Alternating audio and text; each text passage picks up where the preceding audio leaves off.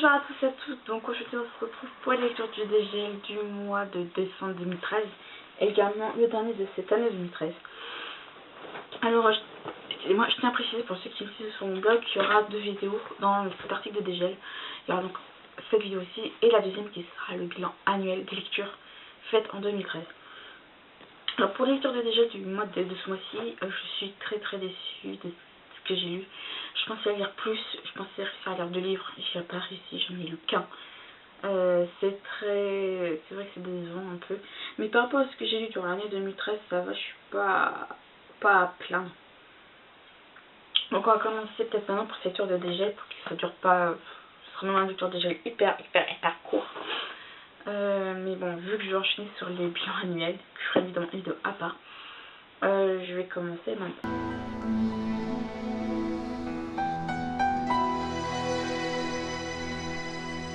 Alors dans les livres lus et chroniqués, il n'y en a qu'un seul, c'est Sablier de nuit, le tome 2, La guerre des immortels de M.H. Esselstyn, que j'ai lu sur ma liseuse.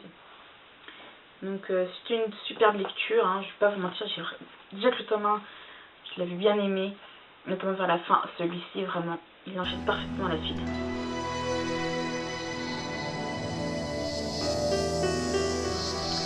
Alors c'est vrai que comme vous avez pu voir, il n'y a pas de partie lecture lue et non chroniquée parce que je vois pas l'intérêt. Il n'y en avait pas tout simplement. Alors dans les autres sujets, j'en ai fait qu'un. Là aussi je pensais que je en ferais 2. Mais bon, c'est donc sur ma liseuse, donc la Seabook Odyssey de chez Booken. C'est vrai que déjà quand j'ai reçu des commentaires, j'ai eu des bons commentaires. Me disant que la liseuse était super, qu'elle leur plaisait. Mais il y en a certains qui évidemment resteraient, la majorité disait qu'ils resteraient fidèles au format papier. Mais comme je l'ai dit, je ne force pas les gens à acheter une liseuse, quelle que soit la marque. C'était pour la présenter.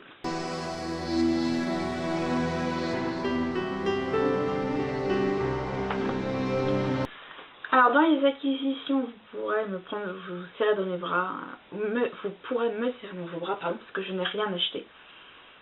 Mais il y a quand même eu des acquisitions ce mois-ci. Alors en fait, acquisitions, il y en a 3. Il y en a un pour mon anniversaire et 2 pour Noël. Alors pour mon anniversaire, j'ai eu Ange, le tome 8, Periculum d'Anne Robillard, chez Michel Lafon.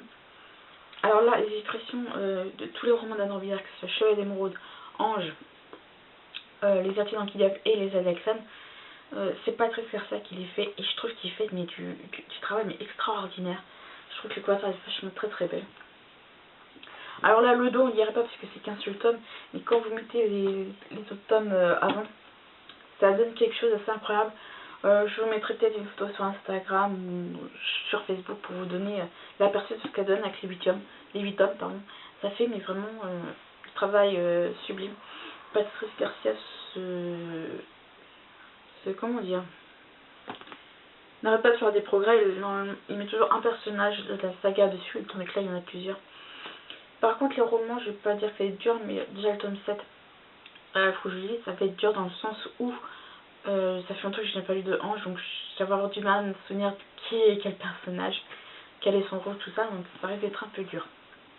Mais bon, c'est vrai que comme je dis, avec le tome 6, je sentais que j'ai du mal vraiment à lire Ange parce que je trouve que trop de tomes dans une saga ça tue les tomes, surtout que là ça se prolonge et ça commence à devenir un peu... voilà, j'ai un peu peur de lire le tome 7 et le tome 8. Sinon pour Noël j'ai eu 2 romans. Donc c'est les 2 tomes écrits par Nicolas Vanier qui s'appelle Le Grand Voyage. Donc il y a le tome 1 Mohawks et Le Peuple d'en haut, et le tome 2 La Quête de Mohawks. Donc c'est édité chez Pocket. Je trouve vraiment très beau. J'ai du mal à dire Mohawks avec le S à la fin parce que je sais plutôt dire Mohawk sans le S. Donc je sais pas si on dit Mohawks ou si le S se prononce ou pas. Donc voilà. Voilà pour tout ce qui est acquisition du mois de décembre. Ça va, je peux dire que je m'attendais à mieux ni à pire, donc c'est pas mal.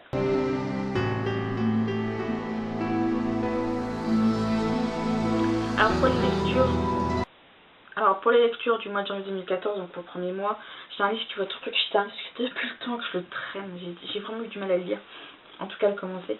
C'est donc La Princesse des Carpates de Diana et Vanessa Calico chez Asgard. Donc c'est le premier tome des 7 portes de l'Apocalypse. Donc depuis le temps que je devrais finir le lire, ça serait déjà pas mal. Et si j'ai fini La Princesse des Carpates, je relirai pour mon plaisir, parce que dès que je suis en train de médiathèque, je relirai pour mon plaisir, parce que si vous voulez la chronique qui est toujours en ligne, c'est Contes du Grand Nord, récit traditionnel des peuples inuits et indiens d'Howard Norman, chez Albaniche dans la collection Terre Indienne.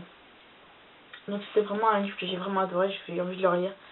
C'est vraiment très très beau. Et le deuxième, c'est Légendes indiennes, donc Les Voix du Vent, de Margot Edmonds et Ella I. Clark, aux éditions du Rocher, dans la collection Nuages Rouges. Donc déjà que les couvertures, je la trouve vraiment belle, pour ma part. Ça donne envie d'en découvrir un peu plus. Donc voilà, avec la carte des États-Unis, où se trouvent les réserves actuelles des réserves indiennes, qui comme ça. Donc vraiment j'ai hâte de les lire.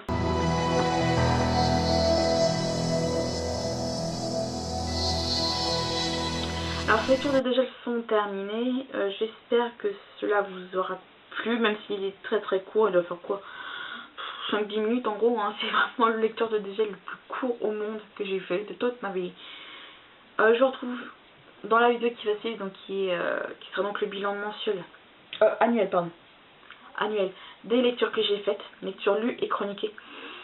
Donc voilà, je vous aurai plus d'informations dans la vidéo qui va venir après.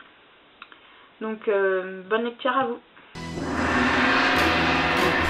The Priory of Zion holds the great secret. With his blood he has paid the price. In the 1970s, the shroud was to be removed and the trickery discovered. On the 33rd day, when the truth was about to be revealed, the chosen one was done away with and immediately replaced by another preacher.